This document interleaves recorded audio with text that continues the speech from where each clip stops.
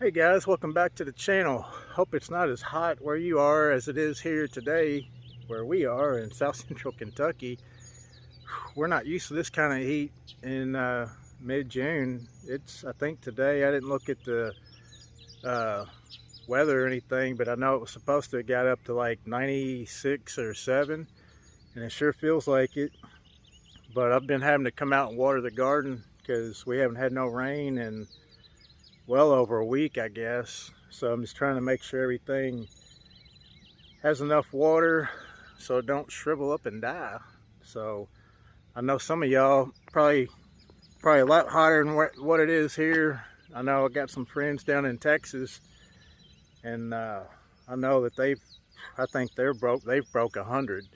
So I feel bad kind of saying anything, but like I said, we're not used to this kind of heat up here in Kentucky this time of year.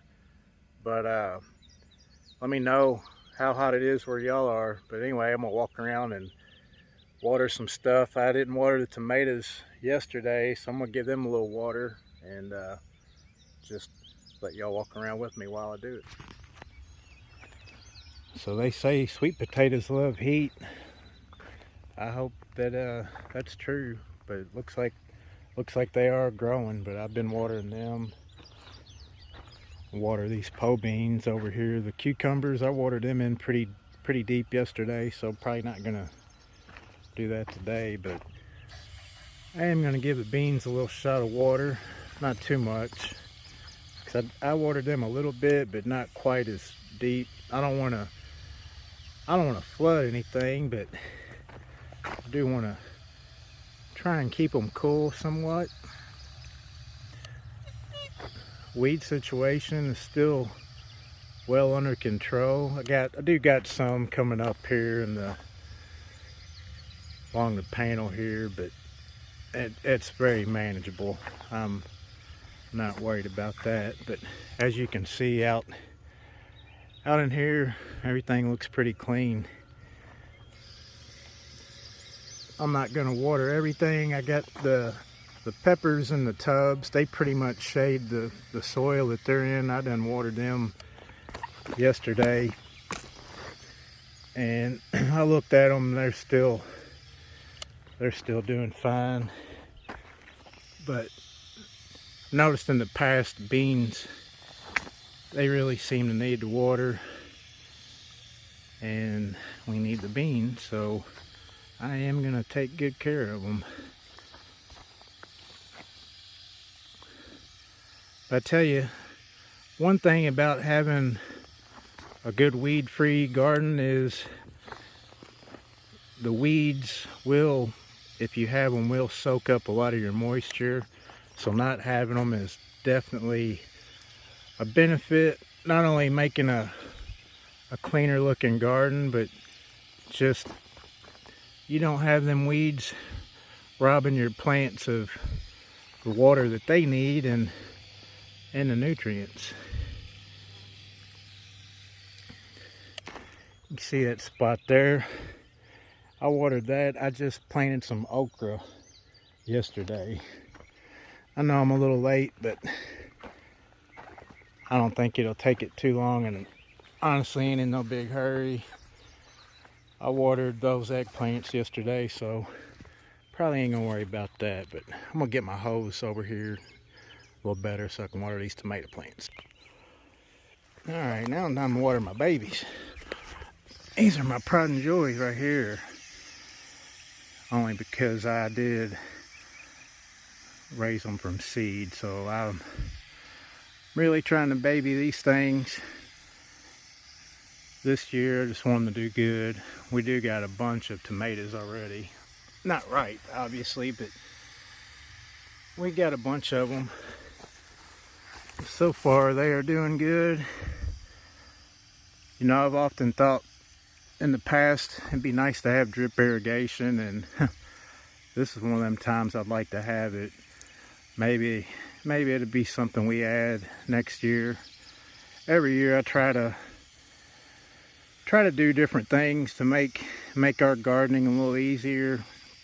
One reason why I got the wheel hoe this year, just to make keeping everything weeded, making that just a lot easier because I fought them things every year, and I just decided, you know what, it's time to get a wheel hoe and make things a lot easier, and it really has.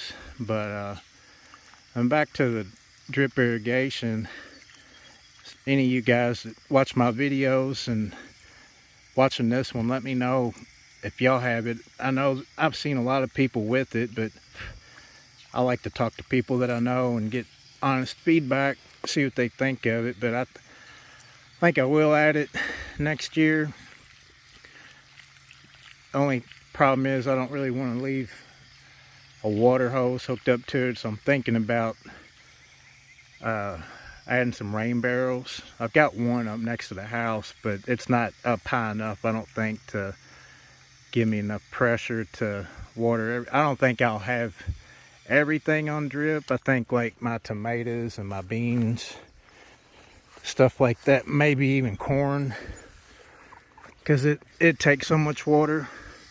There's some good looking tomatoes in there. Fine looking.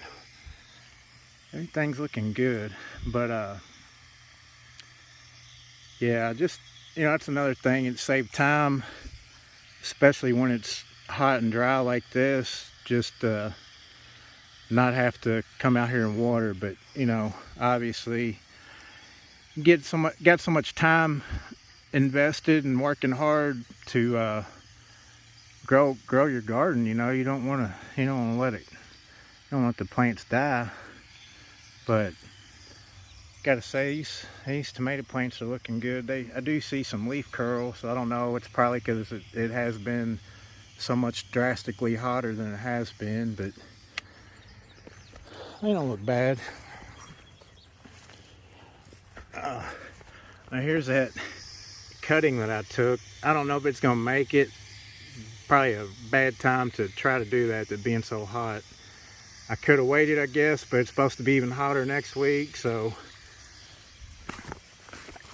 if it don't make it, I'll maybe just take another cutting from one of these plants, maybe wait till a week when it's cooler, try it again. Not a big deal. I mean, that's, you know, about enough tomato plants. But those 4 down there are the same Marzano, and that's one I lost, so I was trying to replace it, just because I don't know how many tomatoes we'll get off of those, and I'm wanting to make homemade pasta sauce with them, so I figure the more the better. But if they don't make it, that'd be okay. Try again next year. I would have had more, but when I was growing my seedlings, they all didn't germinate and make it, and probably my fault. It's my first time actually doing any tomato seedlings, so next year I'll be, I think, a little more prepared, do a little better. But these 4 plants here are doing good. I got a kink in my hose. That other one that died, or wasn't dead, but it looked really bad, and I was afraid that it had disease. So as soon as I saw that, I just went ahead and pulled it. I didn't want to take any chances on it spreading. Hopefully it ain't nothing in the soil, but like I said, the rest of these plants look good. Yeah, these good looking tomatoes. That's the same Marzano.